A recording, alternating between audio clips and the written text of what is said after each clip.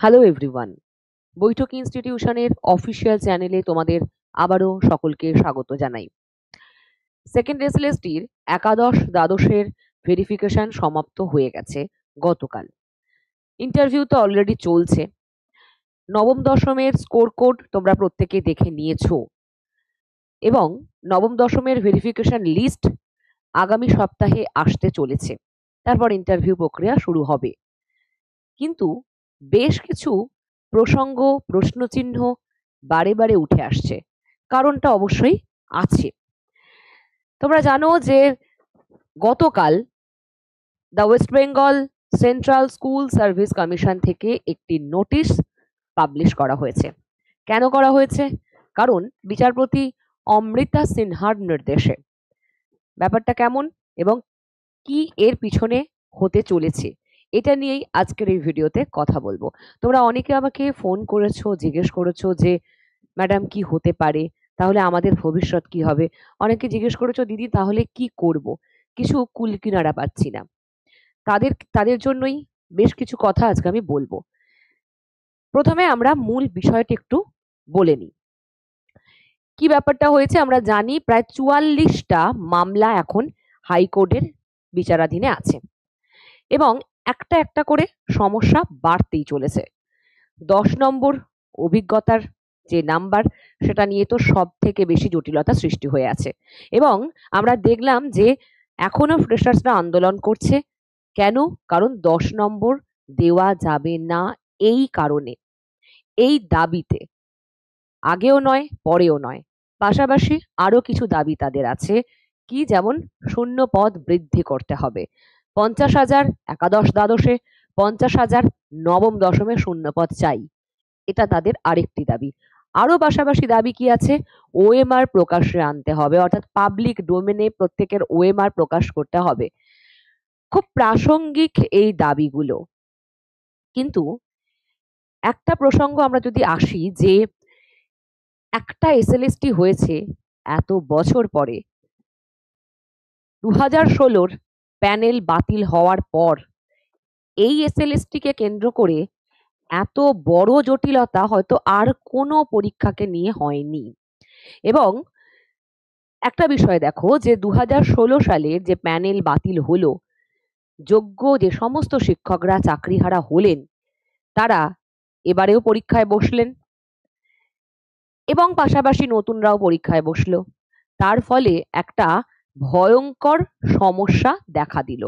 দুটো আলাদা আলাদা করে পরীক্ষা নিলে যেটা হতো না, কিন্তু সেটা হয়েছে এবং তাই একটার পর একটা মামলা আমরা দেখতে পেয়েছি পরবর্তী সময় থেকেই। এজ রিল্যাক্সেশন নিয়ে একটা সমস্যা তৈরি হয়েছিল, কারণ সুপ্রিম কোর্ট যে কথা বলেছিল যে কোনো যোগ্য শিক্ষক যেন এখান থেকে বাদ না পড়ে। সুতরাং যারা ওয়েটিং লিস্টে ছিলেন তারাও যোগ্য, কিন্তু তারা বয়সের ছাড় পাননি। সুতরাং তাদেরও একটা দাবি আছে, তারা কেন বাদ গেল। এই প্রত্যেকটা ঘটনা কেন ঘটছে, কারা ঘটাচ্ছে, উত্তরটা না আমাদের কাছে খুব ক্লিয়ার। কিন্তু আসলে কি হতে পারে? তাহলে কি এই প্যানেলটাও আবার ক্যান্সেল হতে চলেছে যদি নিয়োগ হয়ে যায় তারপর? কারণ সেরকমই একটা সমস্যা আমরা দেখতে পাচ্ছি এখন। বিষয়টা কি হয়েছে, যে বিচারপতি নির্দেশ দিয়েছেন যদি কোনোভাবে নিয়োগ হয়েও যায়, অর্থাৎ এখন ইন্টারভিউ চলছে, তারপর যদি নিয়োগ হয়েও যায়, যতদিন না পর্যন্ত সমস্ত মামলার সম্পূর্ণ ফাইনাল রায় আসছে, ততদিন পর্যন্ত নিয়োগ হয়ে গেলেও সেই চাকরির ভবিষ্যৎ নির্ভর করবে এই মামলাগুলির ফাইনাল রায়ের উপর, ফাইনাল জাজমেন্টের উপর। কেউ যেন কোনো রকম ভাবে কোনো রকম অধিকারের প্রশ্ন তুলতে না পারে। সেরকম সেই কারণেই বিচারপতি কি বললেন, এসএসসি কে নির্দেশ দিয়েছিল আপনারা নোটিশ দিয়ে এটা ক্লিয়ারলি সতর্ক বার্তা সকলের কাছে পৌঁছে দিন এবং নিউজ পেপারগুলোকেও এই কথা বলা হয় যাতে করে সকলের কাছে এটা পৌঁছে যায়। কোন রকম ক্লেম করতে পারবে না, যে তার রাইটের ক্লেম সে করতে পারবে না, অধিকারের ক্লেম করতে পারবে না চাকরির, এসএলএসটির। ঠিক এই নোটিশটা আমরা দেখতে পাচ্ছি, এখানে দেখতে পাচ্ছ তোমরা একদম খুব ক্লিয়ারলি বিষয়টা বলা আছে। কি বলা হয়েছে যে this is to notify for information of all participating candidates in the second SLST 2025 that the fact of this recruitment process shall abide by the result of the writ petitions, and no participating candidate can claim any right or equity if the result in the selection process is declared prior to passing a final judgment in the writ petitions. সুতরাং আমরা যদি একটু ভালো করে দেখি তাহলে এখানে কি বলা হচ্ছে যে সমস্ত 2025-এর সেকেন্ড এসএলএসটির প্রার্থীদের জন্য, সমস্ত প্রার্থী এখানে যারা যোগ্য শিক্ষক তারাও এবং যারা নতুন তারাও, মানে সকল ক্যান্ডিডেট, তাদের জন্য কি বলা হয়েছে যে এই নিয়োগ প্রক্রিয়ার ভবিষ্যৎ সম্পূর্ণভাবে উল্লিখিত রিট পিটিশন অর্থাৎ উল্লিখিত যে মামলাগুলো চলছে, মামলাগুলো বিচারাধীনে আছে, সে আবেদনগুলির চূড়ান্ত রায়ের ওপরই নির্ভর করবে। অর্থাৎ চূড়ান্ত রায় যেটা আসবে, ধরো 10 নম্বরের অভিজ্ঞতার নাম্বার, এটা নিয়েই তো সব থেকে বড় একটা জায়গা তৈরি হয়ে আছে। এটা পাশাপাশি নতুন নিয়ম, অর্থাৎ কি আমরা দেখতে পেয়েছি, পরীক্ষার নিয়ম পদ্ধতি যেটা 2016-তে আলাদা ছিল, 2025-এ নতুন নিয়ম পদ্ধতি নিয়েও চ্যালেঞ্জ হয়েছে, মামলা হয়েছে। এবং এই যে প্রত্যেকটা বিষয়ের এখনো চূড়ান্ত রায় আসেনি, চূড়ান্ত রায় আসবে, তারপর নির্ধারিত হবে চাকরিটা থাকছে নাকি থাকছে না। অর্থাৎ যদি 10 নম্বর বাতিল হয় ধরো, তাহলে যারা এখন নিয়োগ পাবেন, যারা এখন নিয়োগ পেয়ে যাবেন এই সেকেন্ড এসএলএসটিতে, 10 নম্বরের এই রায় যদি বাতিল হয়ে যায় তাহলে কি হবে, তার ওই চাকরিটা কিসের ভিত্তিতে থাকবে।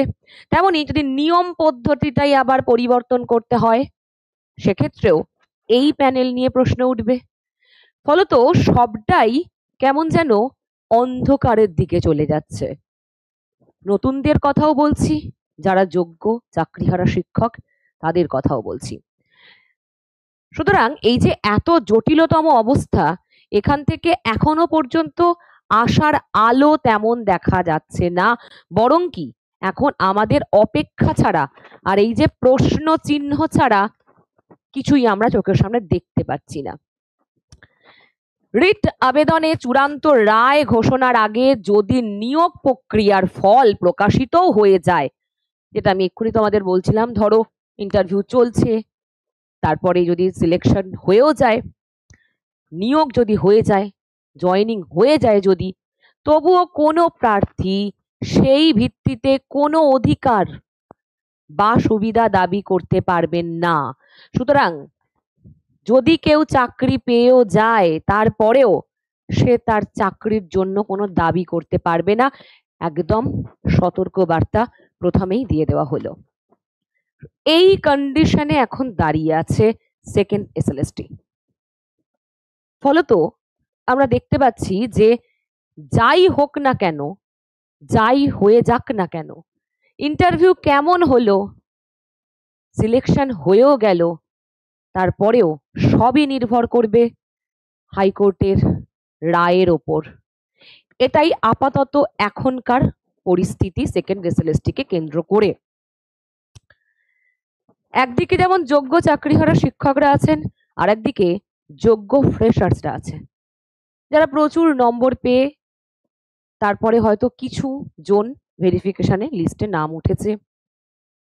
সবার কথাই বলছি, আন্দোলন চলছে, আন্দোলন চলবে, শূন্যপদ অবশ্যই বৃদ্ধি করতে হবে, তবেই যদি কিছু একটা সুরাহা হয়।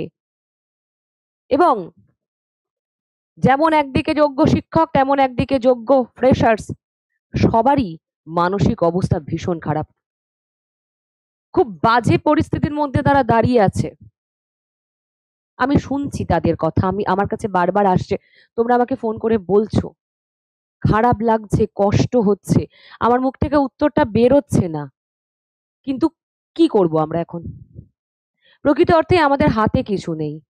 কমিশন যে দুর্নীতি করেছে, সেই দুর্নীতির কারণে চাকরি চলে গেল এতগুলো মানুষের। যারা যোগ্য তাদের এই অবস্থা আছে। তারপরই তাদেরকে আবার পরীক্ষা দিতে হয়েছে, একই প্যানেলে একই সাথে পরীক্ষা হলো, সেই জন্য অনেক সমস্যা তৈরি হলো, বারে বারে মামলা হয়ে গেল, 44টা মামলা হয়ে পড়ে আছে, নানান দিক থেকে নানান মামলা। 10 নম্বর যেটা সংবিধান বিরোধী, অবশ্যই। সুতরাং কমিশনের নিজের দুর্বলতার জন্য সবকিছু তার জন্য সাফার করছে, ভুগছে সমস্ত সাধারণ চাকরি প্রার্থীরা। যোগ্য শিক্ষকরাও ভুগছে, পাশাপাশি নতুনরাও ভুগছে। একই সাথে দুই দিক থেকেই একই সমস্যা তৈরি হয়ে আছে। সিস্টেমের দুর্নীতির জন্য কেন কেন ভুগতে হবে সাধারণ মানুষজনকে? এই প্রশ্নটা তোমারও হচ্ছে, আমি জানি, আমারও হচ্ছে। আমিও এই প্রশ্নটাই করছি বারে বারে। কেন সিস্টেমের জন্য সাধারণ মানুষ ভুগবে? কেন এত বছর পর একটা এসএলএসটি হওয়ার পর, এত ভালো পরীক্ষা দেওয়ার পর তাদের ভবিষ্যৎ তৈরি হবে না? তারা সফলতা কেন পাবে না? একই রকম জায়গায়, একই রকম জায়গা থেকে এই প্রশ্নগুলো সকলের মনে উঠে আসছে। শিক্ষা ব্যবস্থাটা হয়তো অনেকটা পিছিয়ে যাচ্ছে, স্কুলগুলো ধুঁকছে, শিক্ষক কোথায়? নিজের যোগ্যতা থাকা সত্ত্বেও আন্দোলন করতে হচ্ছে বারে বারে, ফুল নাম্বার পেয়েও, 100% নম্বর পেয়েও চাকরি পাওয়া যায় না পশ্চিমবঙ্গে। কি অদ্ভুত সিস্টেম! সুতরাং আপাতত এই জায়গায় আমরা দাঁড়িয়ে আছি যে ইন্টারভিউ হবে, যদি নিয়োগ হয়েও যায়, তারপরেও রায় কি আসে, ফাইনাল রায় যেটা আসবে তার উপর সবটা নির্ধারণ হবে। আমরা দেখব আগামীতে কি হচ্ছে। তবে এটা বলবো, লড়াই করতে হবে। আর যেখানে যাই হয়ে যাক, নিজের প্রস্তুতি যেন এতটুকু খামতি না হয়। আশা করা যেতে পারে রায় ভালো আসতে পারে, তোমাদের পক্ষেও আসতে পারে। তাই ইন্টারভিউ খুব ভালো করেই দিতে হবে। মাথায় রাখবে, পরিস্থিতি যখন বেশি জটিল হয় তখন নিজেকে সেরার সেরাটা করে দেখাতে হয়। কারণ এখন তোমার যে লড়াই, সেটা হয়তো অন্য যদি তোমাদের একার পরীক্ষা হতো, শুধু ফ্রেশার্সদের পরীক্ষা হলে যে লড়াইটা হতো তার থেকে 10 গুণ বেশি। তাই ইন্টারভিউ তোমাকে তোমার দিক থেকে সেরাটা দিতে হবে, বেস্টটা দিতে হবে। সেটা মাথায় রেখে ইন্টারভিউয়ের প্রস্তুতি নাও। যারা ভালো নম্বর পেয়েছো তারা অবশ্যই দ্বিগুণ পরিশ্রম করে প্রস্তুতি নাও। ইন্টারভিউ ভালো করে দিতে হবেই। ইন্টারভিউয়ে কেমন প্রশ্ন হচ্ছে আমি তোমাদের জানিয়েছি, ঠিক কিভাবে ইন্টারভিউয়ের জন্য রেডি হবে বলেছি, বোর্ড ওয়ার্ক কেমন করবে সেটাও বলেছি। নিজেদেরকে সেভাবে তৈরি করো। ডেমোটা খুব সুন্দর করে রেডি করবে, ডেমোর আশেপাশের জায়গা থেকে সমস্ত প্রশ্নের উত্তর রেডি করে যাবে। নিজের সাবজেক্টের যেগুলো খুব বেসিক জিনিস সেগুলো সব যেন তোমার আয়ত্তের মধ্যে থাকে। বাকি কিছু ইন জেনারেল প্রশ্ন থাকে, সেগুলোর উত্তর অলরেডি আমি অনেকবার তোমাদের বলেছি। শিক্ষকতার কেন বেছে নেওয়া, বা আপনি শিক্ষক হতে চান কেন, এই ধরনের কিছু বেসিক প্রশ্ন, সেগুলো অবশ্যই ভালো করে তৈরি করে যাবে। সকলকেই বলবো যে অপেক্ষা আমাদের তো করতে হবে, দেখবো ভবিষ্যতে কি হয়। তবে এখন সামনে নবম দশমের ভেরিফিকেশন লিস্ট প্রকাশিত হতে চলেছে আগামী সপ্তাহেই। ধরো এই তো আজকে শুক্রবার, শনি রবি মাঝখানে সোমবার আমরা দেখতে পেতে চলেছি ভেরিফিকেশন লিস্ট প্রকাশিত হওয়ার পরে দেখব তোমাদের যাদের নাম থাকবে অবশ্যই আমাকে জানাবে। আর তোমরা এখন ঠিক কি অবস্থায় আছো, কি ভাবছো, সেটা আমাকে কমেন্টে লিখবে। যদি আমার সাথে তোমরাও সহমত হও অবশ্যই আমাকে জানাবে। ভেরিফিকেশন লিস্ট প্রকাশিত হলে যাদের যাদের নাম থাকবে অবশ্যই জানিও, যারা আমাকে দেখছো, যারা আমাকে দেখো প্রতিনিয়ত। আর এটা মাথায় রাখবে যে নাম নেই মানে ভেঙে পড়ারও কারণ নেই। এখনো অনেক দূর আমাদের হাঁটতে হবে, অনেকটা পথ চলতে হবে। দেখা যাক কি হয়, তবে আশা করব যেটা হবে অনেকটাই ভালোর জন্য হবে। তবে অবশ্যই একটা সহজ সিস্টেম যদি চলে আসতো, ঝামেলা মিটে যেত, দুটো আলাদা আলাদা ভাবে পরীক্ষা হয়ে গেলে সমস্যা শেষ হয়ে যেত। অথবা যোগ্য শিক্ষকদের চাকরি যদি বহাল থাকতো, পাশাপাশি বাকি শূন্য পদে শুধুমাত্র ফ্রেশার্সদের পরীক্ষা হতো, ঝামেলাই তৈরি হতো না। কিন্তু সেটা এখন হয়েছে, আমাদের মেনে নিতে হবে। মেনে নিয়েই আমাদের লড়াই করতে হবে, সকলকে একসাথে লড়তে হবে। আমরা কেউ আলাদা নই, সবাইয়ের একই সমস্যা, যোগ্য শিক্ষকদেরও তাই, ফ্রেশার্সদেরও তাই। সকলকে ঐক্যবদ্ধ হয়ে নিজের দাবিটা, নিজের যোগ্য সম্মানটা ছিনিয়ে আনতে হবে। ভালো থেকো, তোমাদের অভিমত আমাকে জানিও। দেখা হবে আবার অন্য কোনো ভিডিওতে।